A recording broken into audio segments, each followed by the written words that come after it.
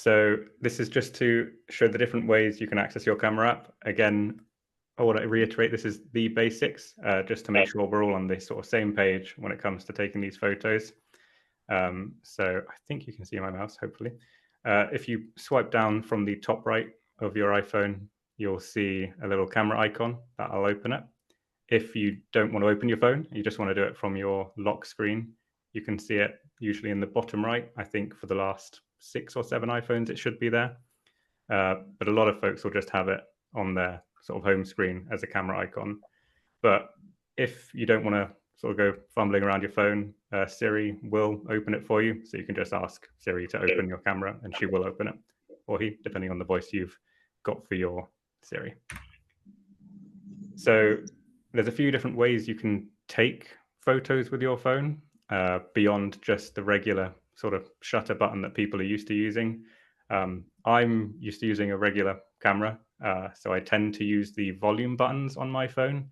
This should work Android, iPad, iPhone. They all have the same sort of feature here.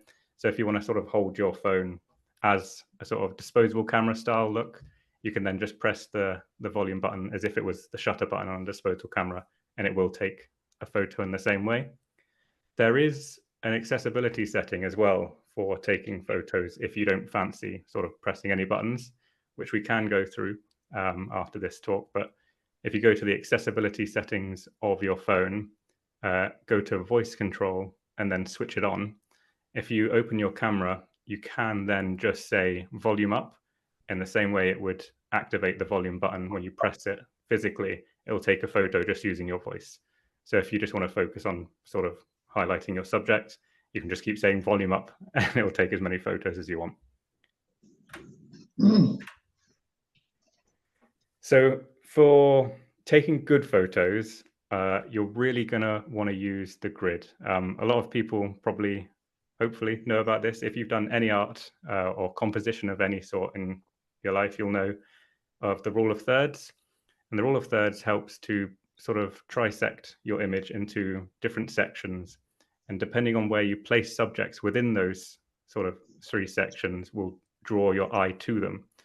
So you can enable it by going into settings, camera, and then enabling grid. And it will look like this. It's just black in this screenshot I've taken because there was nothing to take a photo of at the time. But it helps highlight this white grid on your phone. And where I've pointed these arrows are typically where your eye will snap to in a photo. So if you were to put something in this little bisection here, here, here, or here, your final photo will have people looking straight at that point. So as an example, I'll jump back a couple of slides. This is Coco, I've taken a photo of, and I've placed her left eye. If you can imagine that grid is here.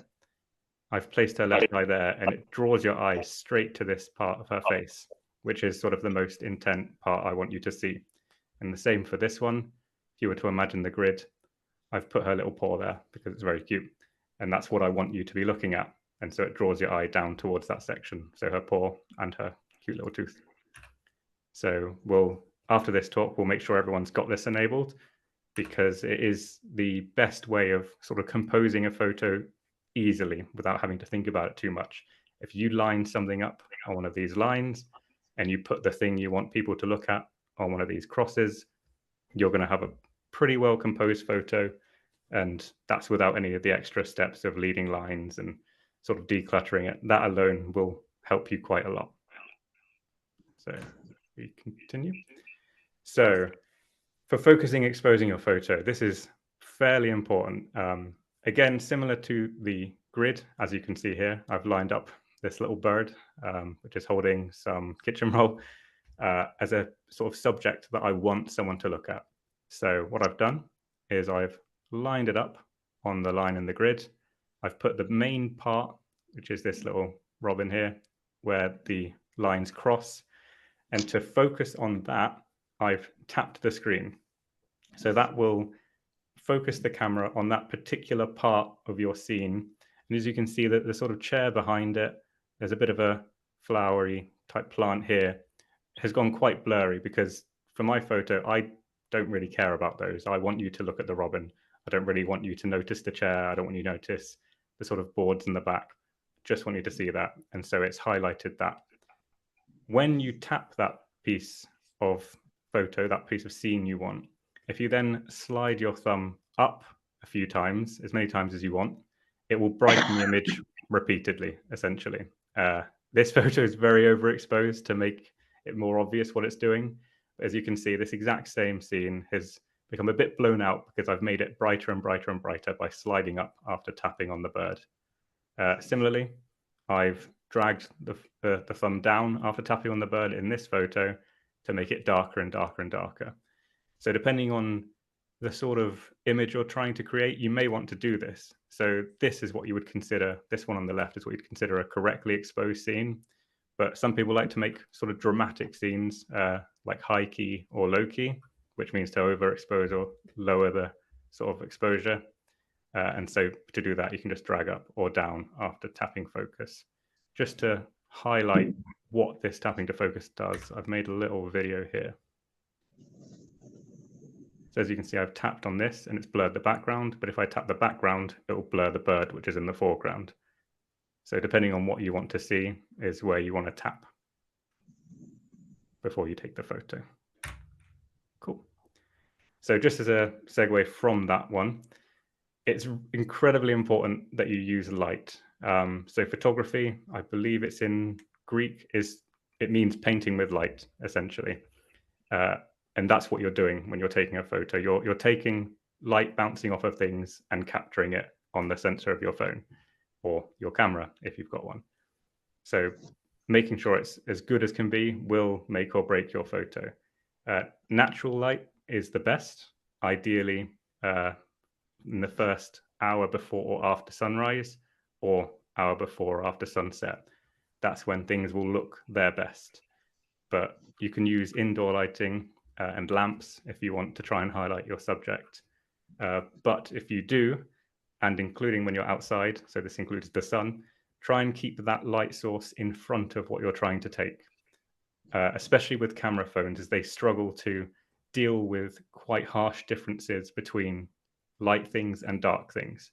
So if you put a bright light behind your subject, it will almost always, with a phone, end up with a silhouette, which is great if you want a silhouette, not so great if you don't want to have a silhouette. So try and keep the light behind you, which is then in front of the subject you're trying to take a photo of. The next thing we'll go through after this will be burst mode. This is incredibly useful for things that might be moving. Not so great a subject to show you on with this one, with the bird again, but say you want to enter a photo of your cat, or you've seen a cute donkey while you're out on a walk, or something that's just moving. On the iPhone, you can press the shutter button and drag it left. And whilst you're holding it to the left, it will continue taking photos incredibly fast. So I think it can go up to like 60 photos a second. After you've done that, you can, oh, sorry, there's a bit of a reverb there. You can see in the gallery, it says burst 10 photos. So in the sort of second that I did this sort of drag to the left, it's taken 10. You click select, and then you can go through those 10 photos or potentially hundreds, depending on how long you hold it. And then pick the ones that you feel are best, and it will save those ones for you. So just to give a quick video example of what I'm talking about here. On the phone, I've clicked the shutter button and dragged it left. And I'll show that again. You can see the number increasing, so that in that time, it took 11 photos by just dragging to the left, which I was then able to go back through and pick the 2 from those 11 that I liked. So if you've got a cat running around, that might be where it's captured it in focus, not blurry, and that can be the one you submit. Again, I will reiterate, after this, we'll go back through all of these and get everyone taking photos with burst mode, portrait mode, and just sort of messing with exposure. Just want to sort of highlight what we're going to go through. Next, and finally, is portrait mode. So as you saw when I was doing the exposure, when you tapped, sorry, with the focus, when I tapped, it brought the robin into focus and blurred the chair and the fern in the background. And when I tapped the chair, it brought the chair into focus and then blurred the robin in the foreground. With the portrait mode, it goes a step further and adds even more blur artificially. So in this sort of example picture here, you can see the person's tapped on the screen where this person's hand was, and it's fully blurred out. It probably would go even further on a lot of people's phones, so you would barely even tell there's a person in the background, and it would just be a very blurry background with a picture of someone's knuckles. So on your phone, when you open it up, this is with a newer iPhone. It's fairly similar, I think, for the last few versions, but again, we can go through afterwards and find these things. There's a button called Portrait. When you click that, it then goes into a very similar mode where you just tap to focus and take the photo. It will then do some processing on the phone to make things like this chair, these ferns, and these boards even more blurred, to the point where pretty much all you'll see in the photo is this robin. Again, as I mentioned at the beginning, if you're taking a photo of, say, a flower, and there's a lot of other flowers in the background, but the one flower you want us to see is where you've put on this cross. If you use portrait mode, you might not even know the other things in the background are flowers. They'll just be sort of colorful blurs and splodges, which can create quite an artistic effect, in my opinion. So that is it for the sort of talk part. If we go back to the very beginning, we'll skip opening the camera. Hopefully everyone's can open the camera now. We can go through enabling the grid, if that is good for everyone. I realize I can't see people now. I'm not usually a user of Zoom, so this is new to me. Can everyone open their cameras? I'm just listening and watching everything. Okay, that's fine. Because it's a bit too sophisticated for me, but I was interested. Okay. Okay, thank you. The rest of the group, can you open your cameras? All right, and get to settings. Yeah, my phone is different, but I have found where I can find the grid. Wonderful. Excellent. Excellent. Yeah. So hopefully everybody can see their grids. Yeah, if you just see you might have to scroll down a bit when you get into the settings. Apple are good at just chucking everything in there and making it a bit buried, but you should be able to see the camera logo. And then when you pop in there, you'll see grid, and you'll just see this little green toggle. If not, feel free to shout and we can help out. But this is almost the most important step, because it just makes composing photos so much easier. It really does sort of elevate your photos quite nicely, because it's easy mode composition, essentially. Could I just say that my iPhone 10 doesn't have level on it? How important is that? Not very important. I put the grid on, which I never knew about, so thank you so much. No worries. Either. The level is just good for people like me who are seemingly unable to look at my horizon and sort of level it. But if you can do that with your eyes, that's fine. It's just straightener thing, right? Okay. Yeah, exactly. It's almost like having a little spirit level built into your phone. Okay. But I still managed to get it wrong quite a lot. And in the next session after this one, I'll cover things like editing your photo. And with the editing tools with Google Photos, which we'll probably use, I can also go through Apple Photo One at the same time. There's a lot of tools to level your photo anyway. So even if you haven't quite got it level, which happens to me a lot, you can alter it in post and then bring it level regardless. Okay. Is anyone having any struggles with getting to My phone is very different on the Galaxy, but I have got the confidence to start pushing things around. And if I just touch the screen, I get a grid. Okay. But if I'm sitting at the kitchen table, and at the other end of the table is a coffee mug, and if I push the grid where the coffee mug is, that brings it up into good, into clear view. So I'm learning things as we just by poking and prodding.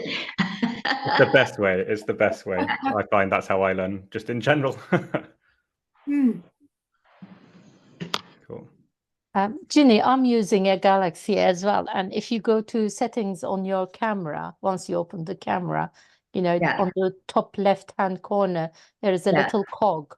If you press on Yeah. that cog, the first icon there, and if you scroll a little down, there is an option says grid lines. Until this session, I didn't know they were there either. And it Oh, was yeah, grayed out. yeah. Now I turned it on. I've just turned it on as well. Okay, Right. wonderful. Oh, yeah, I can see. Yeah. Brilliant. Sometimes it might be a little distracting, but I find it's always good to just have it on. For some reason, when I swipe the screen, it turns itself into a selfie mode, but I don't know why. So I'm going to take the grid lines off. No worries. If in selfie mode, you want the best selfie of yourself, just as an additional tip, if you do have the grid on, like with the cat, if you put your left eye in the sort of bisection here of the grid, you'll find it's usually tends to be the most flattering selfie you can take.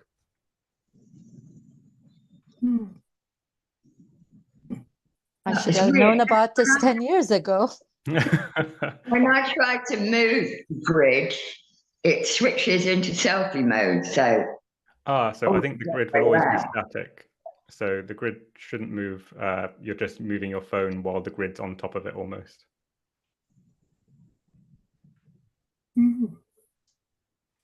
Cool. Is there anyone that hasn't? I'm trying to figure out, oh my goodness, how to make my computer show everyone at the same time, but I'm used to using Microsoft Teams. Yeah, on Zoom it is a little tricky. You might be, when you're sharing screen, unfortunately, you can't see many people. Problem. But if everyone's got it up, we can move on. If anyone hasn't, I'm more than happy to wait and help out if you need it.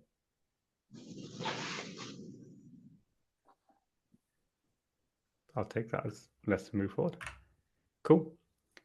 So I guess the next bit for us to try, and if you've all got the grid up on your phone now, is potentially just grab something, whatever's near you, that you think might be fun to practice focusing on, and just sort of slap it on the table or wherever you can put it, so that we can just practice tapping on that and tapping on other things, just to give you a sort of understanding of how the focus looks on your phone. So it'll look a bit different, even between different iPhones, with how much it focuses and how much it blurs in the background. So we just want to get you used to understanding how much blur occurs, so you understand where you might need to put your phone, because the closer you get to something, the more blurred the things behind it will get, essentially. So where I've got this little robin, if I were to get even closer and tap it, the chair would get even blurrier. So we just want to sort of get you doing that and seeing the sort of things it can do. So hopefully everyone can grab something there.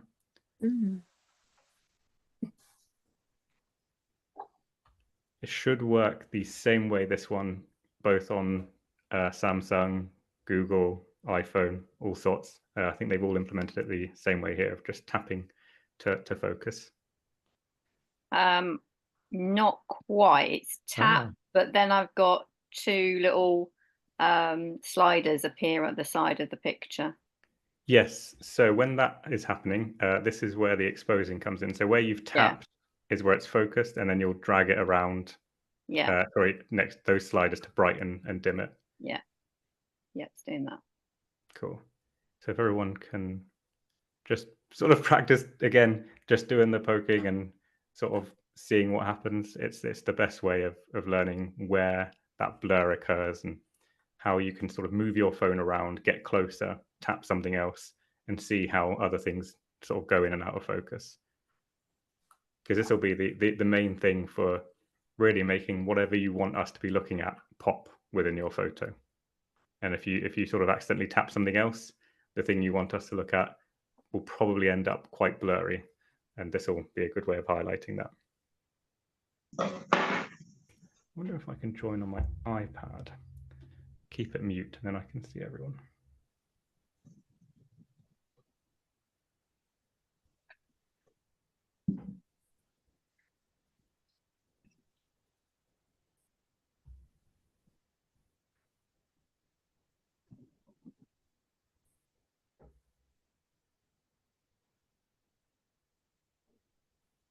How is everyone? Okay. Recording in progress. Yeah. Oh, brilliant. I can see everyone now.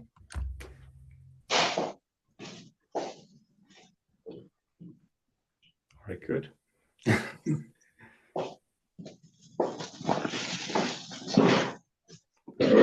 Is everyone... Oh, I'm hearing my own. Let me close that. Is everyone finding the exposing and the focusing working as they expect? Is everything sort of blurring out when you click on the thing you've gotten to focus on? Yeah, all good here. Yeah, Brilliant. Cool. it's quite amazing because I try not to be complacent about things, and I thought, you know, I take a lot of photos, but this is all new. It's it's lovely. Thank you. It's quite all right. There's a lot going on in the camera apps. They have gotten quite intense in how many settings they've crammed in here, and a lot of the time it will do quite a good job at guessing what you wanted to focus on. So when you press the shutter button without tapping first, it might think, okay, the robin's the closest thing to us. You've lined it up. We probably think you want us to focus on that. But by tapping it yourself, you just get absolute control. Maybe you didn't want the robin for some reason. Maybe you wanted the kitchen roll as the main part of the focus. And so you'd get a bit of a sharper image if you were to tap down on the kitchen roll, which the iPhone or Samsung might not have realized. For the second part of this, with the exposing, so as you've gotten sort of used to tapping all around the camera and the scene you've just sort of composed, hopefully you've lined things up and you've got something on the sort of bisection. When you tap, if you then see, so on the iPhone, I'll zoom in a bit, you can see this little sun, and in the Google one, I think it's just a regular slider. If you drag that up as much as you can, I want you to really blow out the highlights, essentially. I want you to make quite an ugly image like this one in the middle, just to see how your scene looks as you brighten it up. Some people in some scenes like to do this. So I've done this in some of my photos. I think I've got one on my Instagram of some horses walking over a hill, and the sky was quite sunny, but there wasn't really anything going on in it. There were no real clouds that were worth keeping in the photo. So with my main camera, and in the same way as what I do on my phone, I would drag that slider up. It completely blew the sky. So the sky became almost as white as this kitchen roll, but it gave it a bit of a sort of an ethereal feel. It made it feel quite magical almost, because all you could see were these horses coming out through this white glow. And so if you tap and then drag up, you can sort of try to create that with your scene now, and hopefully get a feel for what that brightening of all highlights looks like. And vice versa, at the same time, start dragging it all the way down as much as you can. Keep swiping your thumb down after you've tapped on that piece of your scene to really darken it.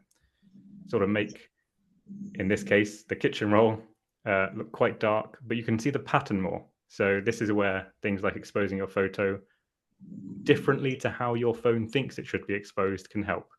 If I did want to capture this toilet roll, or this kitchen roll, sorry, the pattern on it, I would have to have done what I've done in this third photo here and dragged it down quite a lot, because as you can see in the first photo, you can only just about see the dots forming a pattern, whereas in this quite dark photo, you can see the pattern quite clearly. So if you want to start doing that, just to get that feel. And if you have any questions, if something's not quite working, please do say, and we'll try to help you out.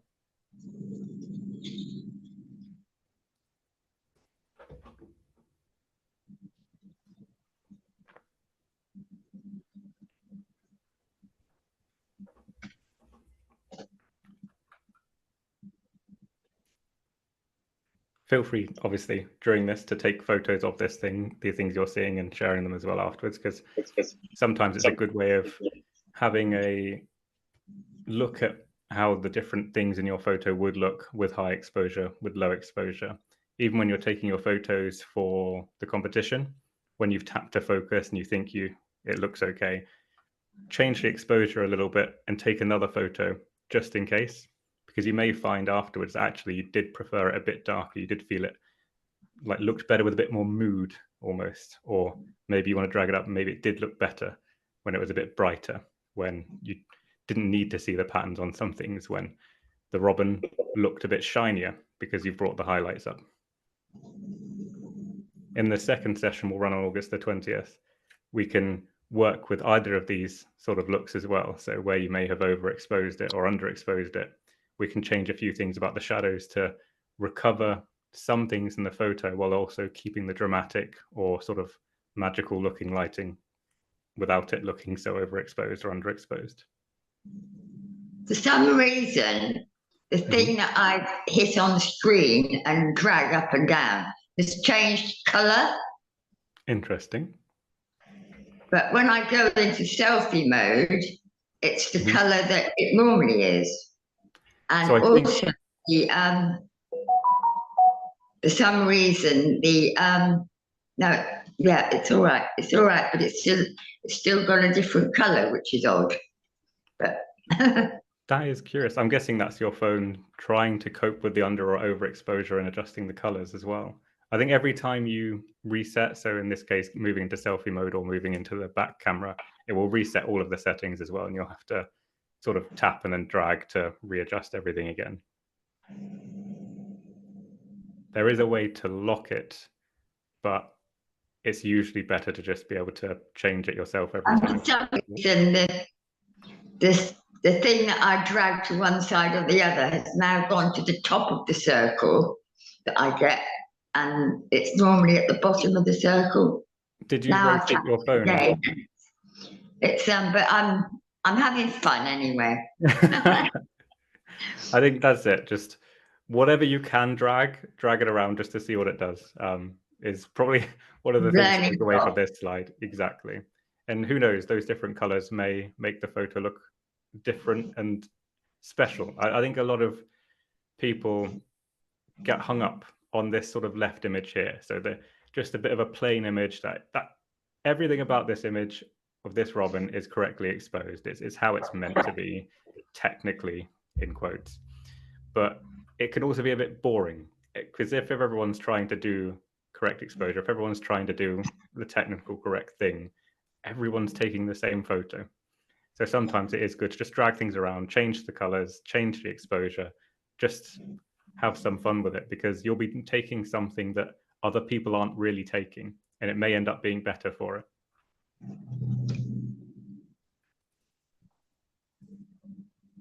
At least that's what I think anyway. I don't know, I pressed something on my tablet and I've lost the screen that you had up on the screen share. I don't know why. I've got into gallery view and but I don't know why. Oh dear. Gallery. I guess Ginny, are you in the meeting? There are there will be two options, I think, there for Zoom. Could you click on the meeting one?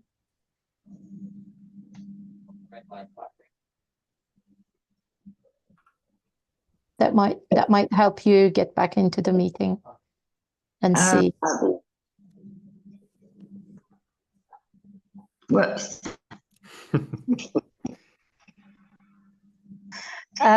Mark, when you were talking about the portrait mode as well, all these things still valid, you know, the lighting, exactly. Yeah. When we go into the burst mode, that's coming. You know what? We'll move into the burst mode now. It's the exact same sort of thing. Wherever you tap, you're going to get this slider before you press the shutter button. And so when you do burst mode, when you do portrait mode, if you're feeling a bit adventurous, there is panoramic mode and other modes. I do recommend just having a play. It's the same throughout all of them. You tap to focus first, you do your slidey to expose it in a way you want, and then you take the photo in these different ways, essentially.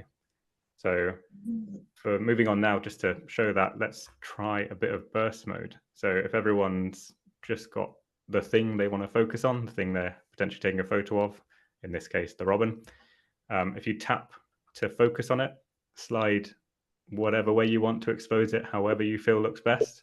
If you then press the shutter button and drag it left and hold it left for 5 to 10 seconds and see if that starts a little number where the shutter button used to be. If it doesn't, feel free to speak up. We'll try and figure out what's going on.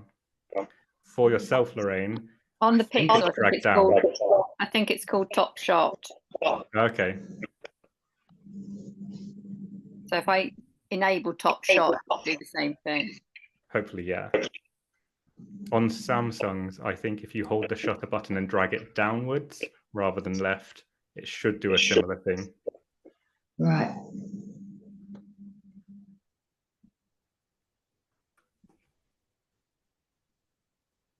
Once you've taken the photo, on the iPhone, there's this little section on the left, which is all your most recent photos.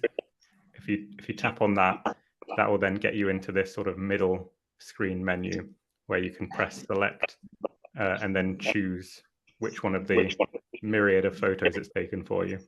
And if you just swipe left and right through those, you can see all the different photos it's taken.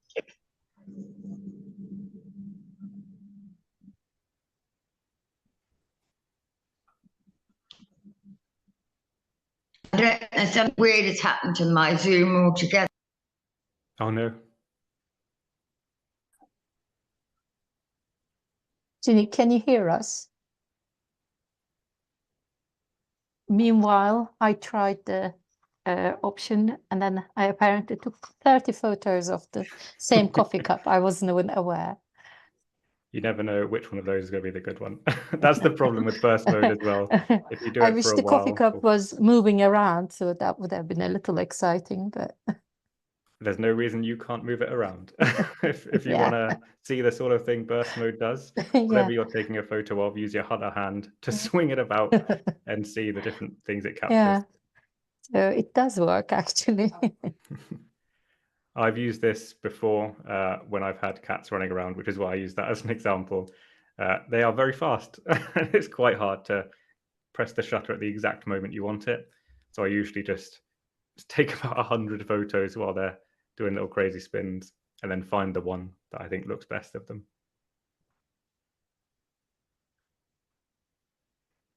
I've also find that when I take photos, even with my regular camera, I use this burst mode on that as well. Of flowers, I take a lot of photos of flowers, but when you're out and about, there's wind, and I find it usually seems to pick up when I want to take a photo of the flowers. So I use the burst mode to capture it as it's sort of swaying about, because following it with my hand and taking it at the right time is just a bit of a pain, and this takes all of the pain away. Yeah, we have a dog as well. Try to take her photos, and it's always, It's a nightmare. you know, shouting orders at her to stand still, which she never does, obviously. But yeah, Sure. definitely. This is almost the main one. If you're not taking a photo of something static, Mhm. like a toilet roll holder, this is the one you want to go into, really. You want to use the burst mode as much as possible. Yeah. It can sometimes be a faff sorting through the photos after, but it's worth it when you find the one you like. Yeah, definitely. Especially like you said, with moving objects, definitely. Cool. I will try to move on. I realize I'm using up quite a lot of time. So has anyone had any problems with the burst mode that needs any help, or has everyone managed to take a few thousand photos at this point? Cool. We will continue. What I've discovered by accident Oh. is that I don't have to swipe at all. Oh, if really? I keep the button pressed, which explains why I've taken burst photos not wanting to in the past. I thought there was some kind of icon that I'd pressed, but no. So it's got to be a really quick tap and release for a single shot. But if I keep it there for any amount of time, It'll just continue it going. starts to burst. So yeah, you don't on the 10 anyway, you certainly don't have to swipe at all. Oh yes, I should have meant, that's my fault. I even have a note here. The iPhone 10 or any lower than that, you just have to hold it. See, they've improved it since, obviously. That's I think fine. that's why. Yeah.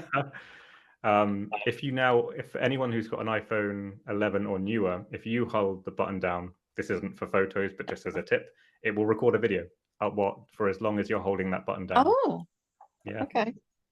Just as a random tip to throw in there. Can you see me? Because I can't. Can you hear me? Ginny, we can hear you, but unfortunately we can't see you. Can you see us or see the Yeah, I screen? can see you. Mark is frozen, but Oh no. everything else is okay. Yeah. Oh, Am I I've just frozen for anyone noticed else? as well. Mark is no. frozen, sorry, because there are so many tiny screens on my screen. I can't get myself back up again. I don't know why. At least I can see everybody. Try and fix my video.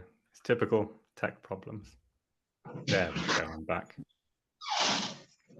This is meant to be a state-of-the-art MacBook, even they can't get it right.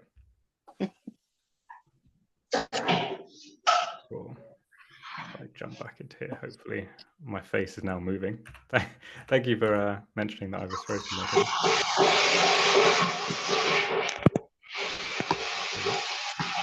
We'll finally end it on portrait mode. So this is the one we spoke about. Really almost overdoes it with how much focus it puts on the subject you want, but sometimes it can work. It's called portrait mode because people tend to use it for selfies or taking photos of other people, because ideally that's the only thing you want people to be looking at is their face. But you can use it for anything. So if you want to really focus on something, like I've shown in this, if you want just the robin and only the robin to be visible, portrait mode is the thing you want to use. So for iPhones, it's literally just as easy as tapping portrait. I think it's the same on Samsung as well, but it's on the left just to be different.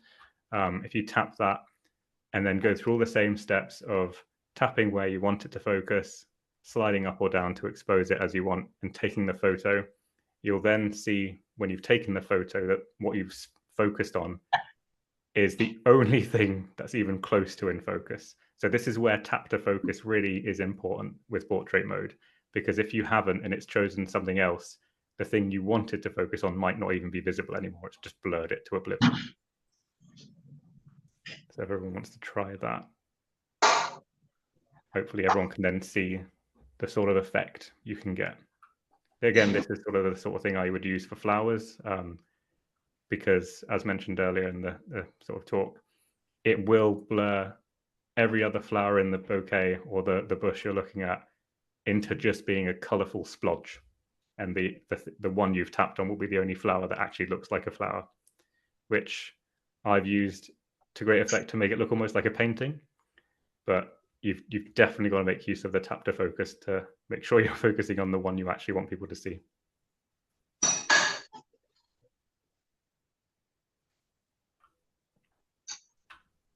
Cool.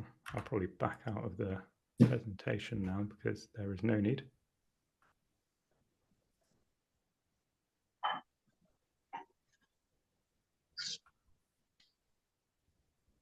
Thank you very much for that, Mark. It was very enlightening, definitely.